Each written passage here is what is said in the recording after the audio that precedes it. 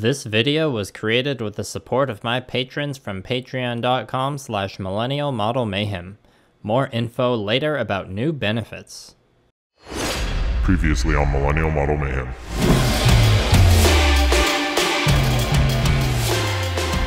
This Ronin crew of 3 costs exactly 500 material and features Barbatos, a heavy jet-equipped frame operated by ace-trained pilot Miyuki Charson. That's right, I've got my very own Char clone. The Grays, a medium frame operated by veteran pilot Satsuki Kano, inspired by legendary composer Yoko Kanno. The Goof, it's literally just Rambaral.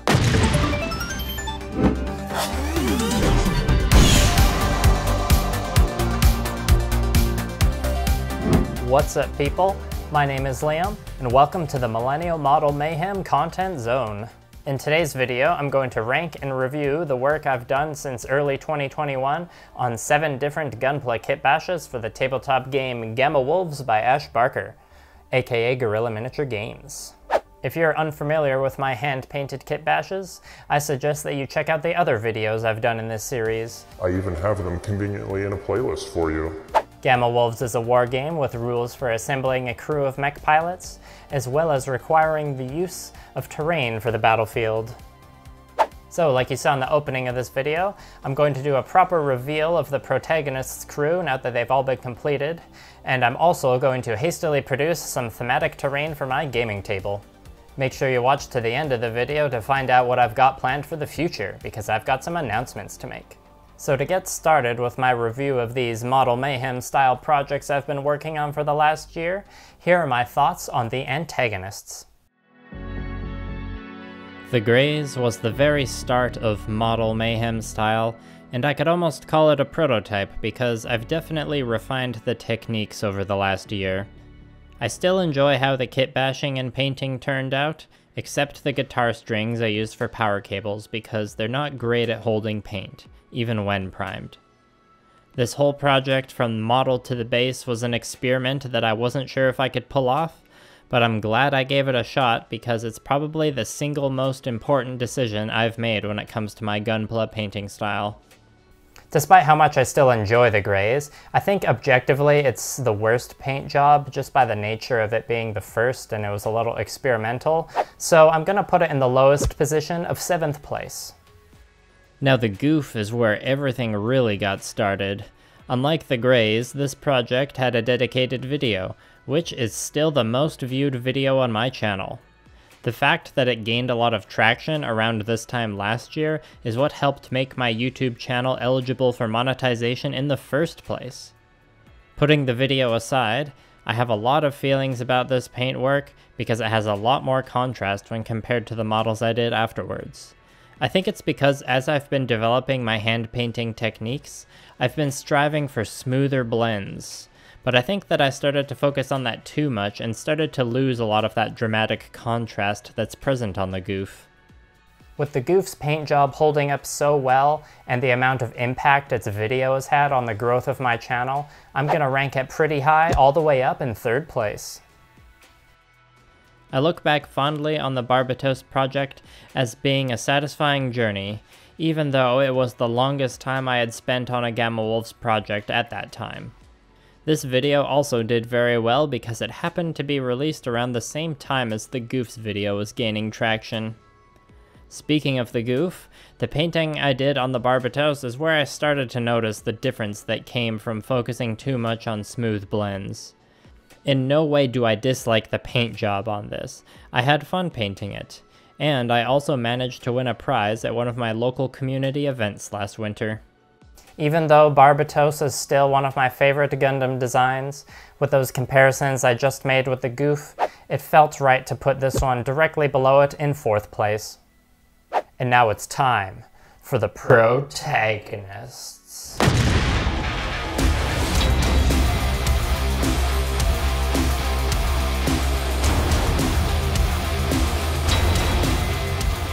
This Hinode crew costs an even 500 material and contains a mix of experienced and novice pilots led on the battlefield by heavy arms. The pilot of this heavy frame also happens to be the greatest anime waifu of all time, Speedwagon.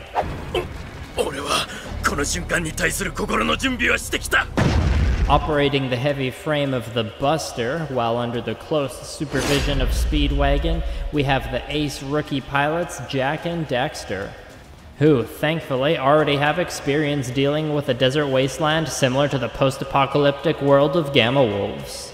Directing the medium frames of this crew is the Wing Zero, piloted by the well-trained Sakamoto-des. When he strikes a pose, it strikes fear in his opponents, because he's cool, cooler, coolest. Finally, covering Sakamoto's advance, we have the Astaroth Rebate, piloted by the rookie Lizardman pilot Oxyotl, who's thankful to at least be in a familiar ranged damage role. Piloting mechs is definitely out of his comfort zone. I still don't know how I got here. And there we have the official Protagonist crew reveal. I hope you enjoyed it. Looking at all the pilots I came up with for both crews, that's only a 71% rate of anime profile pics. Weep! Anyways, now it's time for the proper review of the individual protagonists. I think Heavy Arms was one of the fastest paint jobs I pulled off. I don't actually know though, because I didn't track my hours back then. I definitely should have been. For how fast it was to complete, this paintwork has a lot of impact on the table, and I'm particularly fond of the glowing effects across the chest and shoulders. I'm also fond of this project because it was salvaged from the haggard mess that was my very first Master Grade project. As charming a project Heavy Arms was, the painting and kit bashing was definitely done hastily because of the video project it was a part of, so I'm going to rank it in 6th place. The Wing Zero was an important project to me for a variety of reasons. When it comes to painting, this was the first time I used 3 different colors on the armor, which was an interesting challenge when it came to effectively blocking in the pattern, and also required more endurance than usual for the increased painting time. I remember going through a particularly rough flare-up and burnout energy in the time before I decided to work on it. I had to start shifting my mindset to worry less about making videos that perform well, and care more about creating videos that I personally wanted to make. There is a lot I'm proud of with the Wing Zero project and video, but I still think I could have pulled off a better pose that showed off the kit-bashed backpack, so I'm gonna rank it in 5th place. When I was planning out the concept for the Astaroth remake, I had it in mind to be the protagonist version of the Greys, just with 1 laser instead of 2. It feels kind of unfair to say, because the Greys was made about a year before this one, but this kitbash feels like the refined prototype of the Greys, especially when it comes to the gimmick of having power cables running from the gun into a battery pack. Out of all the models, this one has my favorite kitbashing. Not necessarily because it's more complicated, more because I think I just did a good job in picking and placing pieces together in a harmonious fashion. The painting at this point is striking a better balance between strong contrast and smooth blends, but I still feel like I need to move just a little further away from chasing the smoothness. Despite my minor critiques of the painting, by the strength of the kit bashing, I'm gonna rank the Astaroth Rebate in 2nd place. Finally, there's the Buster. I'm usually biased towards what my most recent project is, but I genuinely believe the video for this one is my best to date. And that's not just because it's the longest. This one for sure took the most hours to complete, and that was almost exclusively due to the paint scheme I chose. The Wing Zero featured 3 different colors with 3 different gradients, which felt ambitious at the time, but the 2 multicolor gradients on this Buster felt more difficult to pull off. In comparison to the iconic contrast of the goof, it doesn't feel like I achieved the same level, but instead a different kind of contrast that is equally as striking in its own way. The kit bashing also felt too easy with the amount of work it took versus the amount it changed the presence of the base model. So with some likely recency bias, but also some very tasty looking multicolored gradients, I'm gonna rank the Buster in 1st place. Leave a comment below with your favorite, or if you have a different ranking than I do. By the Emperor, take yourselves. I'm the green one. I don't consider this the ultimate showcase of what I've been calling Model Mayhem style because I know for sure the work will keep evolving as I paint more. I think the area that needs the most refinement is how I secure the pose in place, because I've had more than one instance of the extra thin superglue overpouring and causing damage, but I still think locking the pose is necessary if I'm gonna paint them for a tabletop game. I was initially worried that my unorthodox bases would look too out of place on the battlefield, but I actually think it looks pretty neat, especially when all 7 are together. Now that I've been doing some practice games in preparation for the battle report, the feeling of all that time spent painting over the last year is paying off great. Ultimately, I still prefer to focus on the painting than the gaming side, but those two aspects have a very strong bond, for me at least, and it's important for me not to forget that the tabletop wargaming side of things is how I got into the painting in the first place. What's my favorite tabletop wargame, you ask? Why, it's War Machine and Hordes, of course. The only time I ever really played a miniatures game religiously was with War Machine and Hordes, but now I'm miniatures agnostic. I mentioned before that Gamma Wolves has a post-apocalyptic setting for the game, and I've had a bunch of terrain lying around for the game Infinity for years, so I figured this video was a good chance to get out of my comfort zone once again and work on some terrain. Before I do any painting though, my tabletop is a little sparse and could use just a little bit more terrain to fill it out. So,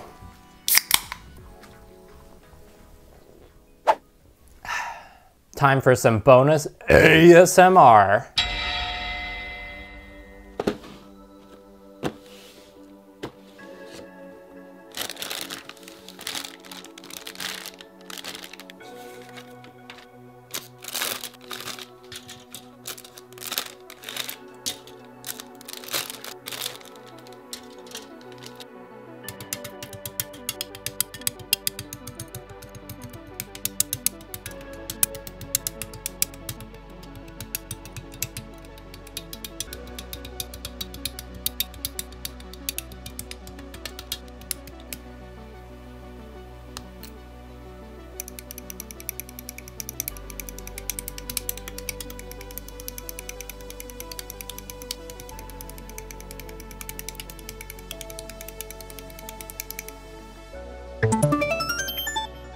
For me, terrain is mostly there to complement the look of your models. With that in mind, I'll be going for a basic weathered look, which means that I can get away with only the most basic of sanding and cleanup on this hangar model. I believe this Infinity terrain is from a company called Plastcraft Games, and like I said earlier, I've had it sitting around for years with just this one coat of silver primer, and there's a bit of wear and tear from admittedly shoddy construction on my part, as well as general use. Another reason to go for a weathered look. The details are fairly basic with a lot of surface area to cover, so that's why I'm masking with cheap dollar store tape, covering select areas to remain silver. When that initial masking is done, I start airbrushing by putting my previous darker iron mix, which is G-Paint V2 Dark Iron in Black. The hangar got a complete coat of this as a pseudo primer, and the buildings just got it sprayed in select areas. I'm using G-Paint for the speed of use and enhanced durability in this case. Next, I did a second round of masking to cover up the darker iron areas on the buildings, and then used the proper Tamiya masking tape on the crispier details of the hangar. Then it's time to airbrush again with another mix of G-Paint that I call Dark Metallic Blue, which is going all over the remaining areas on both the buildings and hangar. Getting complete coverage across the white plastic of the hangar was a little tricky due to the hollow cavities, but thankfully between the two dark metallic colors I was able to get decent enough coverage. Once that paint was dry, it was time for an extra large unmasking section with some real nice long pulls. Oh yeah. My first thoughts upon seeing the airbrushing results were that there was too much of a drastic difference between the different metallic shades, but this would be adjusted with the following steps. First, I hand painted on some silver to the hangar so that it could match the buildings better, and then, improvising with the collected knowledge of a few DIY blackwash tutorials I watched, I mixed some dollar store paint with a medium flow improver and water to make an extra grimy black soup to slop all over every terrain piece. In addition to being a fun experiment to try, making this homemade solution is also the practical choice I needed to make with the large amount of surface area I needed to cover. Once everything had a coat of the black sludge, I made another homemade mix of dollar store paint, this time going with black and white and metallic medium to get another kind of dark iron, sort of, but then I just kept going and adding other random metallics, for fun. With a ripped sponge and some foam, I dabbed this janky metallic paint across the terrain.